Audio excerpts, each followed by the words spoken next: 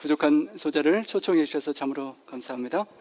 그리고 우리 나파 교회 모든 성도님들의 사랑의 안부를 여러분들에게 시간 전해드립니다.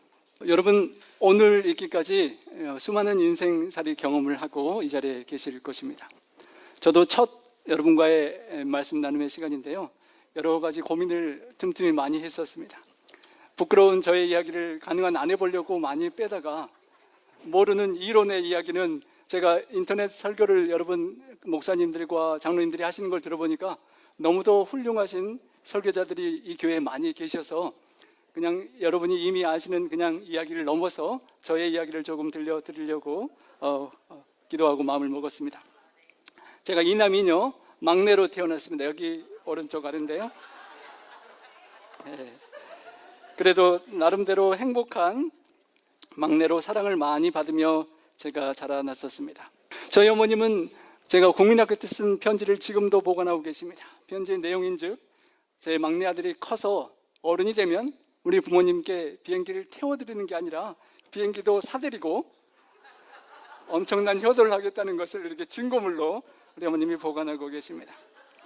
그런데 제 마음과는 달리 중3 때부터 사춘기를 호되게 겪으면서 어머님을 많이 울렸습니다. 방학 숙제가 밀리면 누님들이 숙제를 다 도와줄 정도로 그렇게 도움을 많이 받으며 행복하게 자랐었는데요, 7년 전에 저희 아버님께서 안타깝게 주안에 먼저 잠드셨을 때 어머님이 일부를 뭐에게 먼저 옛날에 증거 자료를 저에게 주셨는데 옛날 성적표들 다 모아 두셨더라고요. 고려중학교 1학년 때 전교 720명 중에 3등 했고 2학년 때 4등, 나름 그렇게 공부를 잘했었고요. 부모님의 뒷바라지로 중2 때는 전교학생회 부회장, 3학년 때는 전체 학생회장도 되고 나름 어머님 보기에는 잘 나가는 그런 인생을 살았었습니다. 시골에 큰 집에 갔을 때 시골에 저 조그만 친척집에 교회를 따라 나가게 되었는데 그곳에서 처음으로 우리 여학생을 가깝게 만나고 그 한 소녀, 시골에서 소몰이도 하고 냇물에서도 빨래도 하는 그런 시골의 소녀를 짝사랑하게 되었습니다. 학생회장이 하라는 공부는 안 하고 쉬는 시간이면 그 고향에 시골에 여학생만 생각하니 무슨 공부가 됐겠습니까? 성적이 막 떨어지기 시작했습니다. 그러다가 제 앞에 옆에 앉은 한 친구가 성식이라는 친구가 있었는데 가출을 몇 번 해본 친구와 교제가 되어서 야, 한번 가출하자, 좀 졸라가지고 가출을 시도했습니다. 저는 그때 당시에 나가면 영영 안 돌아오는 걸로 제가 가출을 알고 저 나름대로 고민을 했었는데 그 친구는 경험이 많아서 며칠 못 버티다가 돌아올 것을 알고 있었던 것 같습니다. 버스터미널로 바로 가면 선생님들께 잡히기 때문에 영화관에 가서 영화를 한 편 보고 한밤중에 서울 가는 차를 타자고 하니까 저는 그대로 믿고 그렇게 따랐었는데요, 공중전화에서 잠깐 전화통화를 하는데 제가 들어가려고 하니까 밖에서 기다리라고 막는 것이었습니다. 속으로 이상하다, 왜 전화를 못 듣게 하지 하고 밖에서 기다렸다가 영화관에 들어갔는데 한참 영화를 보고 있는데 여러분, 조용할 때 누가 소리 내면 안 되잖아요. 그런데 이렇게 조용한 시간에 성식아, 성식아 라고 소리가 들리는 것입니다. 자세히 들어보니까 제 친구 이름인데 그 목소리가 저희 담임 선생님 목소리였습니다. 등골이 오싹하고 식은땀이 난다는 말을 제가 처음 실감했고요, 친구가 너 가만히 있어라, 내가 선생님 망 보고 와서 우리 도망가야 되니까 가만히 있으라고 말해놓고는 친구가 가더니 한참 만에 와서 이제 도망가려고 생각하는데 뒤에 선생님이 서 계시는 것이었습니다. 알고 보니까 그 친구가 괜히 학생회장 데리고 가출했다가 자기가 혼날 것 같아서 중간에 선생님께 보고하고 영화관에서 만나자라고 그렇게 신고를 했었던 것이었습니다. 엄격하셨던 아버지한테 저는 맞아 죽는 줄로 그날 생각했는데 엄하셨던 아버지가 눈물을 흘리시면서 부모님이 함께 저를 맞아주셨던 기억이 납니다. 그래서 제가 이 본문 말씀, 오늘 함께 나누기를 원하는 본문 말씀을 보면 그때 생각이 자꾸만 납니다. 시몬아, 시몬아 보라.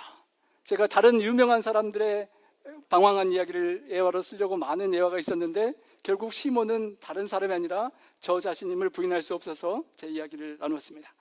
시몬아, 시몬아 보라, 정신 차려라. 여러분, 인생을 한번 돌이켜보시면 오늘 이 미국 땅 페어필드에 자리를 잡고 사시기까지, 태어나서부터 지금까지 수많은 그런 인생 경험들이 있으셨을 것입니다.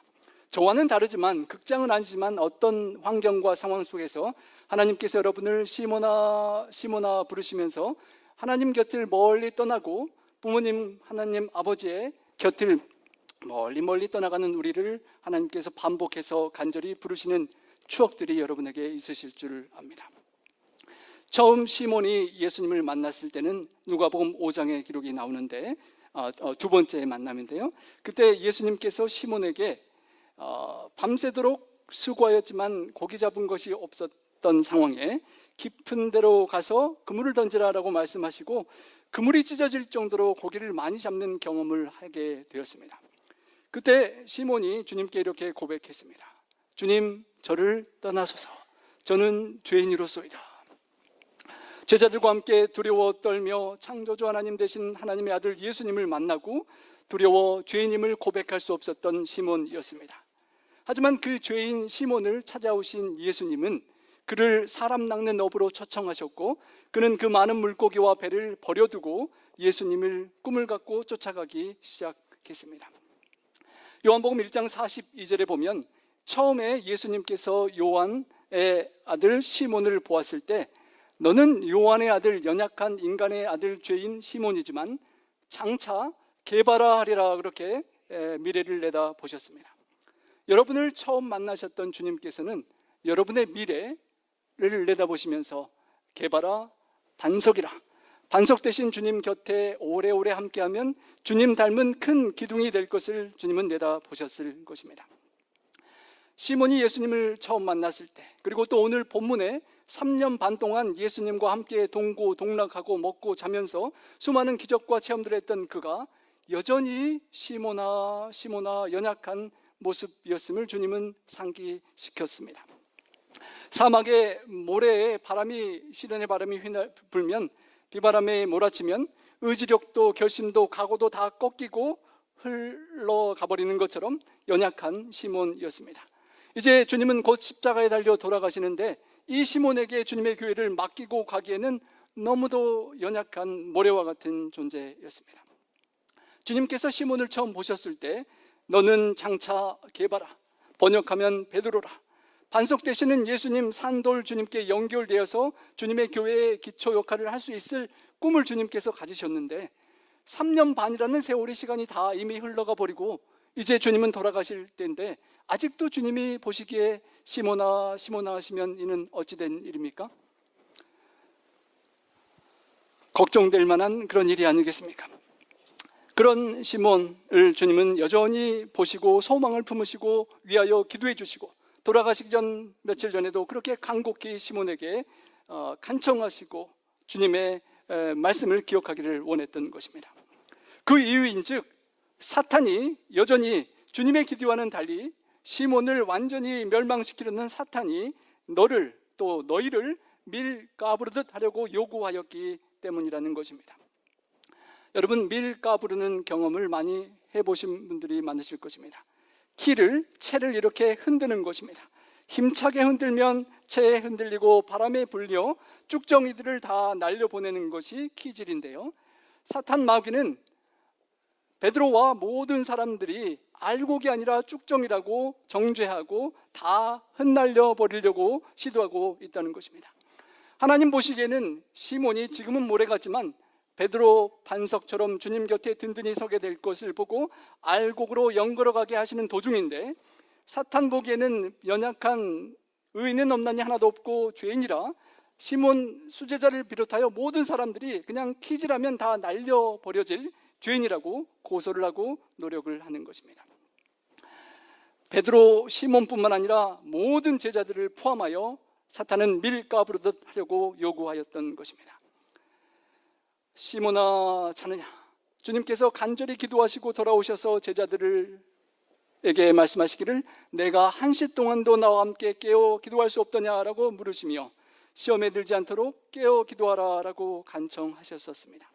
하지만 제자들은 주님의 간청을 잊고 기도하지 못하고 졸며 잤습니다. 기도하지 못했던 가룟 유다에게 사탄이 들어갔고 그는 돈을 받고 예수님을 키스로 배반하여 팔고 그에 대한 자책감으로 자살하여 사탄의 뜻대로 키질에 날려버려졌습니다. 오늘 본문 말씀이 있기 전 24절에 보면 그 남은 제자들 사이에 누가 크냐 하는 다툼이 났었습니다. 교만한 사탄의 영향력이 3년 반 동안 주님을 따랐던 제자들 속에 여전히 남아 있었던 것입니다. 마태복음 16장 21절에 보면 예수님께서 이제 곧 예루살렘에 올라가셔서 많은 고난을 받고 죽임을 당하고 제3일에 살아나야 할 것을 제자들에게 비로소 가르치기 시작하셨습니다. 그때 수제자 베드로가 어떻게 했었습니까? 주님, 십자가의 길을 저희가 따르겠습니다 했어야 됐는데 항변하여 말하기를, 주님, 그렇게 하지 마십시오, 절대 그 일이 주님께 미쳐서는 안 됩니다라고 막았던 것을 기억합니다. 그때 예수님께서 베드로에게 어떻게 말씀하셨습니까? 사탄아, 물러가라, 너는 나를 넘어지게 하는 자로다.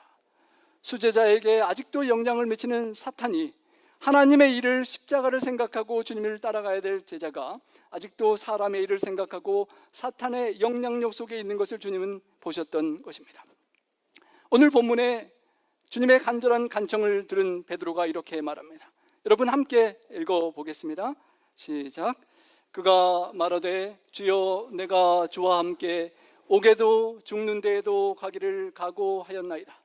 이르시되, 베드로야, 내가 내게 말하노니 오늘 닭 울기 전에 내가 3번 나를 모른다고 부인하리라. 여러분, 우리 여 집사님들, 성도님들 많이 계시는데, 예전에 남편이 첫사랑 고백할 때 나 결혼해주면 내 평생에 감옥에도 가고 죽는 데까지 함께 가겠다고, 병이 들어도 무슨 일이 있어도 검은 머리 파뿌리 될 때까지 같이 하겠다고 각오와 맹세를 하지 않으셨습니까?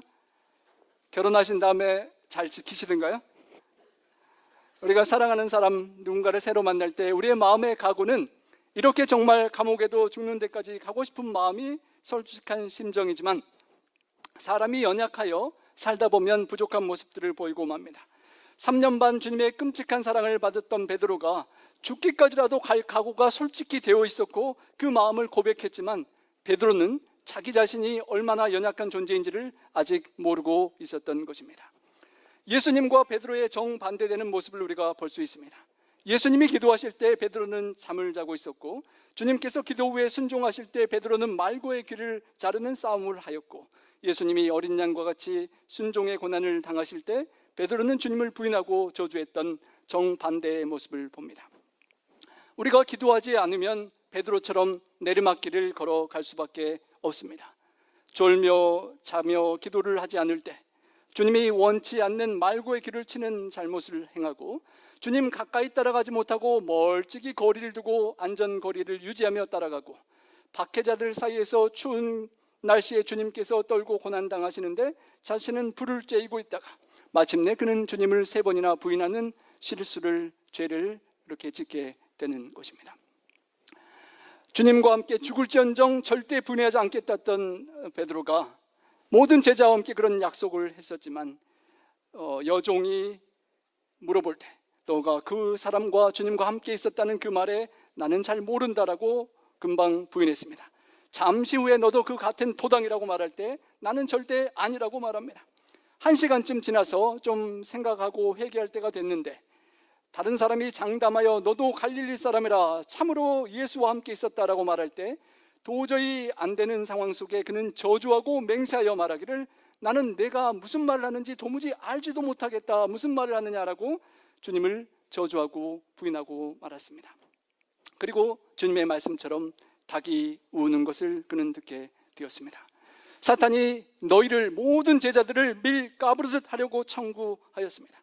심지어는 오늘날도 여전히 사탄은 죽지 않고 모든 인류를, 또 주님께 가까이 따르는 모든 사람들을 밀가부르듯 하려고 시도하고 있는 것입니다. 피터 와그너라는 목사님이 책에 이런 글을 기록했습니다. 한 번은 그 목사님이 여행차 비행기를 탔는데 옆에 한 분이 앉으셔서 열심히 기도를 하시더랍니다. 신앙 있는 사람을 만났다 잘 기뻐하며 기도가 끝나기를 기다렸다가 어느 교회를 다니십니까? 물어보았더니 사탄 교회를 다닌다고 합니다. 그럼 사탄 교회도 기도하세요? 무슨 기도를 하셨습니까? 물었더니 이렇게 말하더랍니다. 자기가 사는 뉴잉글랜드 지방에 5교회를 놓고 집중적으로 기도를 하는데, 자기가 기도한 이후에 5교회 목사 가정이 무너지길 기도했는데 지금까지 2교회 가정이 무너졌고 이제 3가정만 남았습니다라고 그렇게 기도하더랍니다. 섬뜩한 느낌이 들었다고 합니다. 그리스도인들이 기도하지 못하는데 사탄도 자기에게 기도하고 죄악에 영향력을 미치는 선한 가마력이 전달되지 않도록 지도자들의 가정을 공격하고 기도하는 것을 그가 알았던 것입니다. 여러분 혹시 윌로우크릭 교회에 가보신 분들이 계실 수 있을 것입니다. 참으로 우리 놀트베이 교회처럼 여러 가지 지역사회 봉사를 하고 교회 건물 안에 푸드뱅크가 있고 치과, 안과, 법률 상담, 직업교육, 또 심지어는 자동차를 고쳐주기도 하는 그런 훌륭한 지역사회 봉사를 하고 부흥하는 1970년대 중반에 세워져서 2만 5천여 명의 성도가 늘어나고 미국 전체에서 가장 큰 영향력을 차지하는 교회로 늘 1등을 차지하는 그런 교회였습니다. 제가 2018년에 시카고의 사경회 집회를 갈 기회가 있어서 집회가 끝나고 목사님의 도움을 받아 그 교회를 방문했는데 듣고 싶었던 목사님이 등단하지 않으시고 다른 목회자가 등단하는 것을 보고 그 이후에 뉴스의 기사에 많은 사건 사고의 소식들이 들린 것을 보게 되었습니다. 그 빌 하이벨스 목사님이 40여 년 온 세계의 지도자들을 영적으로 리더십을 키우던 그 목사님의 영향력과 함께 이제 40여 년 목회를 마치고 6개월을 앞둔 그 상태에 그 목회자가 성적인 윤리적인 문제에 빠져서 교회가 시험에 드는 그런 상황이었던 것입니다. 어버이날 제가 방문할 때만 해도 교회가 꽉 찼었는데 그 이후 사건이 있은 후 어버이날 대예배 직전에 이렇게 자리가 비는 모습을 보는 안타까운 상황을 우리가 보고 안타까워하게 되는 것입니다. 사탄이 우는 사자처럼 우리의 지도자들을, 우리 한 분 한 분 주님께 가까이 가고자 하는 사람들을 넘어뜨리고 시험 들게 하고 하나님의 왕국의 영향력을 망치려고 하는 것입니다. 아무것도 아니지만 저의 삶에도 우리 가정에도 사탄의 영향력은 시련의 바람은 불어왔습니다. 사춘기 가출하고 영화관에서 성시가 선생님, 담임 선생님 따라 부모님께 잡혀갔던 제가 지역교회에 우리 교회 학생반에 참여하면서 신앙적인 위로를 얻기 시작하게 되었습니다.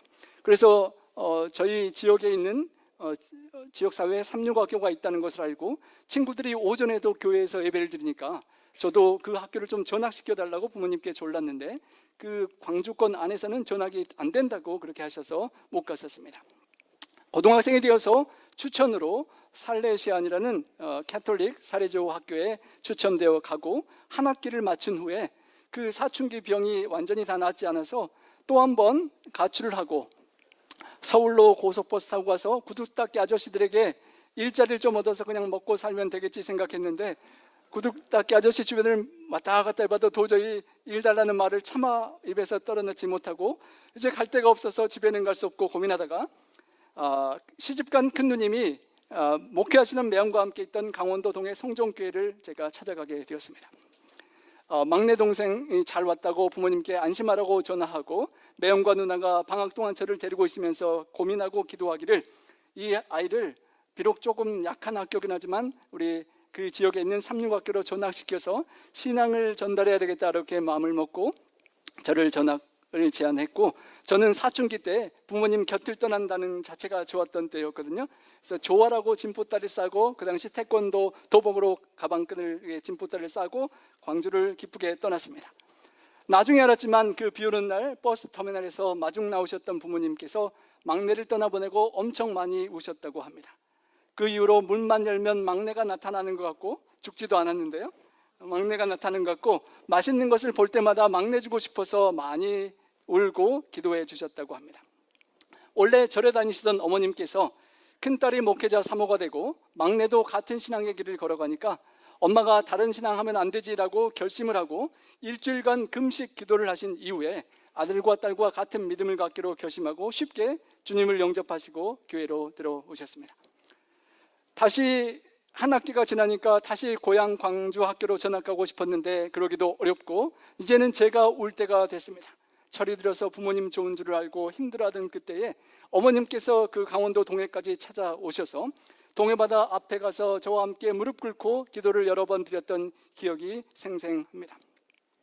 우리 막내 아들이 더 이상 방황하지 말고 저 넓은 바다처럼 하나님의 큰 뜻을 섬기고 받들 수 있는 아들이 좀 되게 해달라고 우리 어머님께서 간절히 기도했던 기억이 납니다. 누님, 매형과 어머님, 부모님의 기도로 제가 방황을 점점 줄이고 신학과에 진학하게 되었습니다. 하지만 사탄은 신앙의 가마에 젖어드는 저희 가정을 가만두지 않았습니다. 시련의 키질이 다시 한번 있었습니다. 신학과 1학년을 마치고 군복무하던 중 40년 이상 교직에 계셨던 아버지께서 이제 은퇴를 얼마 남기지 않으셨는데 친구 선생님의 빚보증을 서주셨다가 40년간 아끼고 기다렸던 그 은퇴 자금을 다 날리시고 상당한 재정을 잃고 가정의 경제적 어려움이 찾아왔습니다. 군에 제대하고 복학을 해야 되는데 하지 못하고 아버지 친구 사업장에서 아르바이트를 할 수밖에 없었습니다. 저에게 있어서, 우리 가정에 있어서, 그리고 특별히 아버지와 뒷바라지를 엄청 가난한 가운데 힘들게 고생하셨던 어머니에게 암흑 같은 시간이었습니다. 그러나 내가 너를 위하여 기도하였노니, 우리 주님의 기도처럼 우리를 위한 주님의 기도가 있었습니다. 우리의 힘들고 어려운 때에 주님은 기도하시고 우리 성도님들 한 분 한 분의 어려웠던 과거, 저와는 비교할 수 없는 그 어려웠던 과거의 순간순간에 주님께서 여러분을 위하여 기도해 주셨던 것을 기억하실 것입니다. 복학을 하지 못하고 아르바이트 하는 그 일에 매여 있는데 한 여수 요양병원에서 만났던 신앙의 한 선배님이 저를 갑자기 찾아오셨습니다. 자신이 저를 위해서 기도하는데 아무리 생각해도 이거 돈 번다고 뭐 가정의 경제를 살릴 수 있는 것도 아니니까 접어두고 신학과에 빨리 복학하라는 것입니다. 하지만 그 당시 저의 생각으로는 가정이 힘들고 학비도 어려운데 당분간 좀 돈을 벌고 나중에 가야지요 라고 말하고 그냥 주무시다가 쉬다가 가시라고 그렇게 말씀드렸지만 오늘 밤새워 한번 기도해보고 하나님의 뜻이 무엇인지 묻고 내일 아침에 결정하자라고 그 선배가 말했습니다. 주무시라고 하고 저는 제 방에 와서 조금 기도하다가 그냥 잤습니다. 그런데 그 다음날 아침에 식사를 하시라고 그 선배님을 찾아갔더니 그 선배님이 무릎 꿇고 기도하고 있는 것입니다. 제가 놀라워서 왜 이렇게 일찍 일어나서 기도하시냐고 물었더니 자기가 밤새 정말 자지 않고 저를 위해 기도했다는 것입니다. 참 믿기가 어려웠지만 그 선배의 강권이 내가 밤새 기도하고 생각해 보았는데 아무리 생각해도 여기 있을 것이 아니라 당장 오늘로 사표 쓰고 신학과를 복학하는 것이 하나님의 뜻이라는 것입니다. 저는 아무런 기도를 하지 않고 자다가 일어났고 그분은 밤새 기도했기 때문에 누가 더 확실합니까? 저는 아무런 의지도 없이 그냥 그분의 강권함에 끌려서 그냥 사표를 내고 솔직히 부모님께 조금 혼났습니다. 의논도 하지 않고 부모님 친구분 통해서 잡아준 일을 그냥 사표를 썼기 때문에요. 하지만 그분 덕분에 저는 그때부터 복학 준비를 하고 신학과에 복학하게 되었습니다. 몇 년 전 미주 목회자 수양회 차 한국에 갔을 때 그 당시 저와 다른 상황이었긴 하겠지만 휴학을 했던 한 친구가 다시 복학하지 못하고 목회하는 다른 길을 걷게 되는 친구를 볼 때 어쩌면 저도 과거에 그 선배의 밤을 새운 저를 위한 기도가 없었더라면, 그분의 강권함이 없었더라면 제가 얼마 만에 복학을 할 수 있었을지, 혹시 복학하지 않고 다른 길로 갔을지도 모르는 것을 생각할 때 그분의 기도에 감사하는 것입니다. 오늘 이 자리에 계시는 한 분 한 분을 위하여 여러분을 위하여 눈물 흘리며 기도드리신 부모님과 스승들과 믿음의 선배들, 형제 자매들의 기도가 있었기에 오늘 우리가 있음을 다시 한번 우리는 잊지 않고 기억해야 할 것입니다. 그 모든 기도와 함께 우리 주님께서 우리를 위하여 우리의 믿음이 떨어지지 않기를 기도하셨다라고 말씀하셨습니다. 믿음이 떨어지지 않는다라는 표현의 헬라어는 에클레이포입니다. 영어의 eclipse라는 일식에 해당되는 단어입니다. 달이 지구를 돌면서 태양의 앞쪽을 지나서 태양을 가리는 경우를 일식이라고 합니다. 달이 태양에 조금만 가리는 부분 일식도 있고 대부분 가렸지만 완전히 가리지 못해서 반지 모양으로 가리는 금환 일식도 있는데 때로는 태양이 없는 것처럼 달이 태양을 전부 가리는 개기 일식 현상이 일어납니다. 정말 이런 때는 의의 태양이 없는 것 같고 나를 사랑하신 하나님이 안 계신 것 같고 하나님이 계시더라도 나를 사랑하지 않는 것 같고 하나님이 사랑하시면 왜 나에게 이런 고난과 어려움이 닥쳐야만 하는지 생각될 때와 같은 그런 때인 것입니다. 바로 믿음이 떨어지고 하나님에 대한 믿음이 정말 절망으로 떨어지는 그런 상황인 것입니다. 칠흑 같은 구름이 덮으면 저 위에 태양이 있는 것을 볼 수가 없습니다. 하지만 믿음의 비행기를 타고 그 구름 위를 통과하면 우리는 의의 태양과 밝은 빛을 볼 수가 있는 것입니다. 개기일식처럼 정말 빛과 소망이 보이지 않던 베드로에게 주님의 눈망울은 베드로에게 다시 사랑과 소망의 빛을 보게 해 주셨습니다. 주님과 눈이 마주쳤을 때 주님의 마음이 베드로에게 이렇게 전달되었을 것입니다. 베드로야, 내가 너를 이해한다. 내가 겉으로는 그렇게 나를 부인했지만 너의 마음을 나는 잘 안다. 그렇게 말하는 너의 마음이 얼마나 아팠겠느냐. 내가 모든 것을 다 버리면서 3년 반 동안 나를 따라다녔는데 초라한 모습으로 이렇게 십자가를 향해 가는 나의 모습을 보고 두려운 마음에 그랬던 것도 다 안다. 겟세마네 동산에서 군인들이 나를 잡으러 왔을 때 말고의 귀를 칼로 베어버릴 정도로 내가 담대하게 나를 위했던 것도 내가 잘 안다. 내가 여기까지 다른 제자들과 달리 나를 따라왔던 것도 나를 사랑하기 때문이 아니냐. 시몬아, 시몬아, 나는 너를 안다. 그리고 너를 사랑한다. 실망하지 말아라 라는 주님의 눈동자와의 마주침이 베드로에게 있었고, 베드로는 계획이 있을 것 같은 그 어둠의 상황 속에 새로운 희망의 빛을 볼 수가 있었습니다. 시대의 소망에는 이렇게 표현합니다. 부드러운 얼굴에서 깊은 동정과 슬픔을 볼 수 있었을 뿐 분노의 미움의 그림자는 추워도 볼 수 없었다는 것입니다. 동정과 용서의 정이 서린 주님의 눈망울에 화살처럼 그의 마음은 찔렸고 양심은 일깨워졌고 과거에 주님께 각오로 약속했던 그 기억이 되살아났던 것입니다. 그리고 아직도 시몬 모래와 같은 그가 조금 더 단단하게 반석으로 살아있는 돌로 다듬어졌던 것입니다. 주께서 돌이켜 베드로를 보시니 베드로가 주의 말씀 곧 오늘 닭 울기 전에 내가 3번 나를 부인하리라 하심이 생각이 났고 밖에 나가서 심히 통곡하고 울며 회개할 수밖에 없었습니다. 성도 여러분, 선악의 대쟁투 속에서 오늘도 여러분 한 분 한 분을 밀가부르듯 하려고 떨어뜨리려고 시도하는 고발자 사탄이 여전히 존재하고 활동하지만, 그래도 우리가 낙심치 않고 소망을 갖는 것은 우리를 위해 중보기도 하시는 예수님의 능력이 사탄보다 훨씬 위대하시기 때문인 것입니다. 주님이 우리를 위해, 제자를 위해 기도한 기록이 요한복음 17장에 나옵니다. 내가 비옵는 것은 그들을 죄악 세상에서 빼내어 데려가기를 위함이 아니요 다만 악에 빠지지 않게 보존하기를 위함이니라. 진리로 그들을 거룩하게 하시고 그 사람들만이 아니라 그들의 말로 말미암아 나를 믿을 다른 사람들을 위하여서 주님은 기도하셨습니다. 우리가 굳게 서고 우리가 기도하여 굳게 세울 다른 사람을 위하여 주님은 모두를 위하여 기도해 주셨습니다. 이 땅에 계실 때 주님은 늘 기도로 사셨고 십자가상에서도 원수들을 위하여 기도하셨고, 부활 승천하신 이후에 로마서 8장 34절은 이렇게 말합니다. 누가 정죄하리요? 죽으실 뿐 아니라 다시 살아나신 이는 그리스도 예수시니 하나님 우편에 계신 자요 우리를 위하여 간구하시는 자시니라. 히브리서 7장 24절엔 예수님은 영원히 계심으로 자기를 힘입어 하나님께 나아가는 자들을 온전히 구원하실 수 있으니 이는 그가 항상 살아계셔서 그들을 위하여 간구하십니다.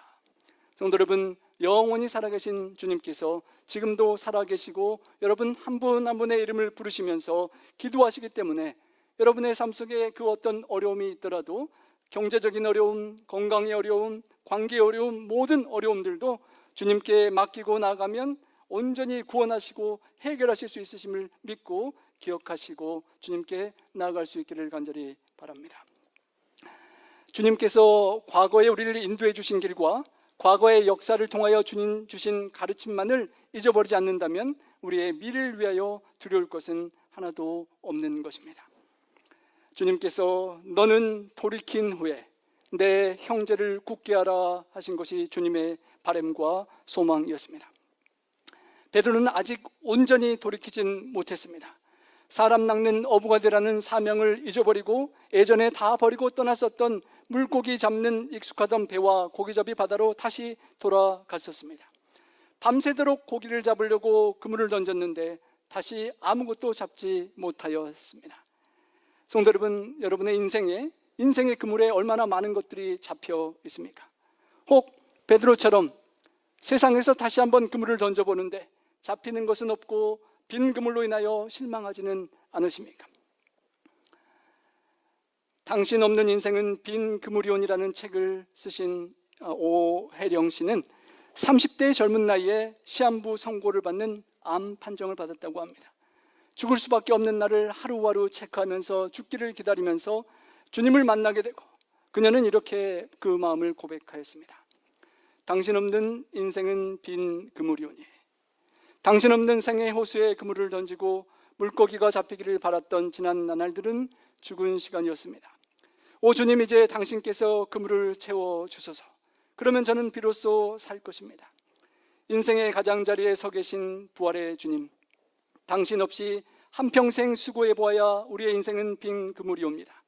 비록 저희 인생의 가장자리에 서 계신 당신을 지금 당장 알아차리지 못한다 하더라도 저희의 계획을 과감하게 포기하고 당신께 대한 신뢰 속에서 새로 시작하려는 각오가 설 때 저희 행위의 방향과 성취가 부여됩니다. 당신은 가장자리에 계시지만 늘 저희에게 그물을 이렇게 저렇게 던지라 분부하고 계시기 때문입니다. 날마다 호숫가에서 저희를 기다리시는 당신을 바라보게 하옵소서. 그녀는 호숫가에서 그녀를 위하여 기도하고 기다리시는 주님의 기도와 함께 백합화를 매월 보내며 기도하는 다른 이웃들의 기도를 받고 암을 이기고 지금도 건강하게 또 어려운 사람들, 노인들을 도우면서 살아가고 아름다운 글들을 남기고 있습니다. 인생에 빈 그물이 있을 때 시몬은 2번 주님을 새롭게 만났습니다. 빈 그물이 있었기 때문에 하나님께서 함께 해주시는 기적을 체험할 수가 있었습니다. 저의 사랑하는 존경하는 아버지가 가난한 가정에 태어나 어렵게 군복무를 야간 복무를 하고 야간 대학을 다니시면서 선생님이 되시고 제자들을 위해서 새벽부터 가난한 학생들을 열심히 가르쳐주고 또 타자학원을 하면서 봉사하셨던 그 이후에 제자들이 많이 찾아오곤 했지만 인생의 보증을 잘못 쓰여서 모든 것을 날리고 빈 그물이 되셨을 때에야 과거에 거리를 두시고 따르지 않으셨던 하나님, 그 주님을 새롭게 영접하는 특별한 기회가 생겼습니다. 빈 그물의 새로운 체험을 통하여 세상의 재물은 잃으셨지만 우리 아버지께서 하늘 아버지를 만나시고 영접하시고 주안에 잠드시기 전까지 열심히 성경을 연구하시고 글도 쓰시고 교회 서기로 봉사하시고 부활의 소망 속에 잠드심을 인하여 감사하게 되었습니다. 성도 여러분, 때로는 우리의 과거의 실패를 돌이켜볼 때 내가 너무 늦었는가, 너무 잘못했는가 생각이 들 때가 있을 것입니다. 하지만 It's not too late. 늦었다고 생각할 때는 늦지 않은 것입니다. 왜냐하면 실패한 인생 같은 우리의 인생을 여전히 불쌍히 여기시고 사랑하시고 찾아와 주시는 예수님이 계시기 때문입니다. 신앙생활에 낙심되고 세상 사업에서도 실패한 것 같고 아무것도 되는 것 없다고 생각했던 그 자리에 주님은 찾아와 주시는 것입니다. 베드로가 다시 물고기 잡으러 갔던 그 자리에 주님께서 사랑으로 용서로 다시 찾아와 주셨기 때문입니다.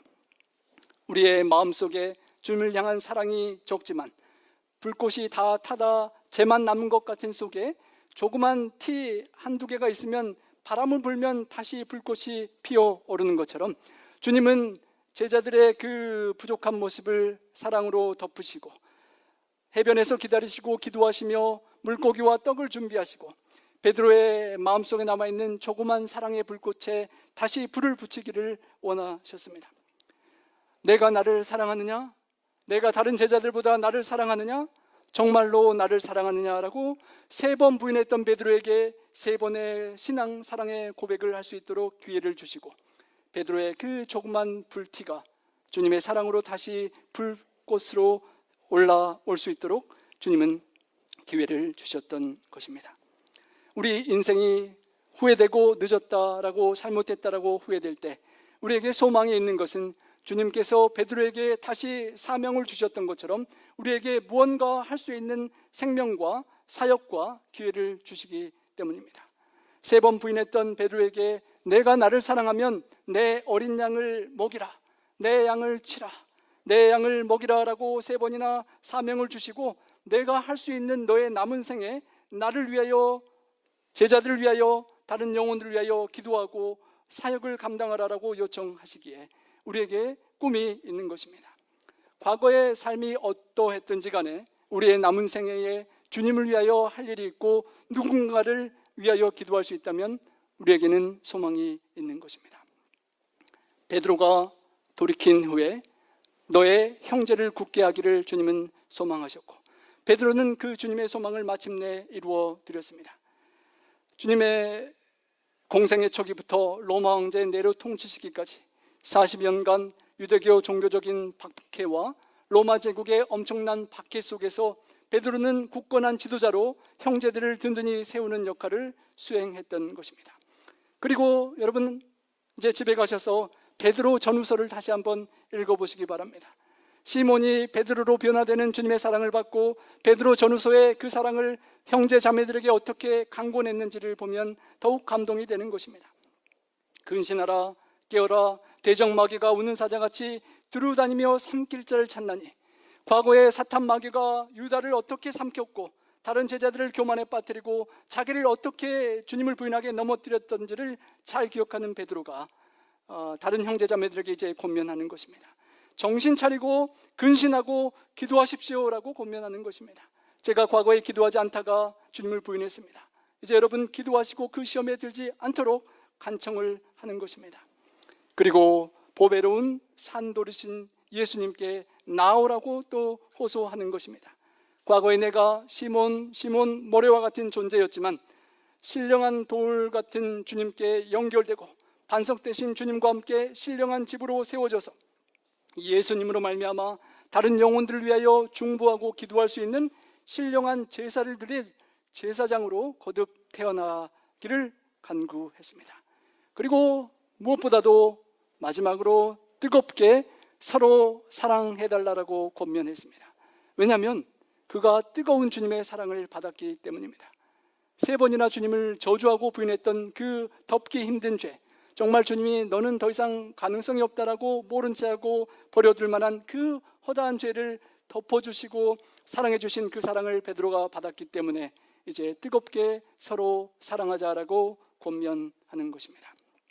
여러분, 모든 환난 중에 베드로를 위로하시고 베드로가 다른 형제자매를 위로할 수 있도록 해주신 주님께서는 세컨드 찬스를 주시는 하나님이십니다. 여러분이 일식의 경험처럼 의의 태양이 여러분을 사랑하는 하나님이 보이지 않을 때, 여러분이 절망으로 추락할 때 하나님은 보시고 달려와 여러분을 다시 붙잡아 일으키시는 2번의 기회를 주시는 하나님이심을 기억해 주시길 바랍니다. 베드로의 마지막의 인생은 이렇게 마감됩니다. 쿠오바디스라는 글에 보면 로마의 네로 황제의 박해가 절정에 달할 때 로마시에 머물고 있던 교회 지도자 베드로는 신변의 위협을 절실히 느끼고 있는 상황이 됐습니다. 그를 사랑하는 성도들이 베드로에게 간청을 합니다. 저희는 죽더라도 괜찮은데 당신이 혹시 순교당하면 우리 모든 교회는 완전히 흩어지고 맙니다. 부디 몸을 피하십시오. 성도들이 눈물겹게 간청하는 것을 듣고 베드로는 고민하다가 이제 잠시 피난을 갔다가 환란이 지나면 다시 사역을 해야지라고 밤중에 로마시를 빠져나왔습니다. 한 걸음 한 걸음 옮기는 사이에 날이 밝기 시작했고 동쪽에서 황금빛 찬란한 빛을 뿜으며 떠오르는 태양이 그의 눈에 들어왔습니다.